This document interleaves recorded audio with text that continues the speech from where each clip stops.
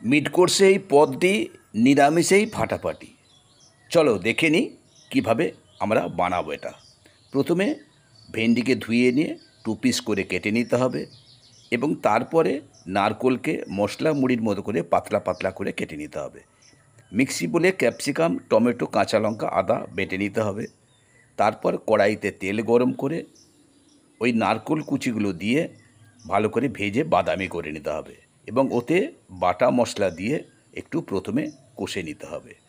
ভালো করে কষে নেওয়ার পরে ওতে আলু যোগ করতে হবে এবং সেই সাথে নুন, হলুদ সব কিছু দিয়ে নিতে হবে। তারপরে ওটাতে মধ্যে ভেন্ডি দিয়ে ভালো করে মিশিয়ে নিতে হবে। মিশিয়ে নেওয়ার পরে সামান্য জল দিয়ে ওটা ফুটতে দিতে হবে। এবারে শেষে একটু গরম মশলার গুঁড়ো ছড়িয়ে দিলেই যথেষ্ট, ঘি দিলে আরও উত্তম।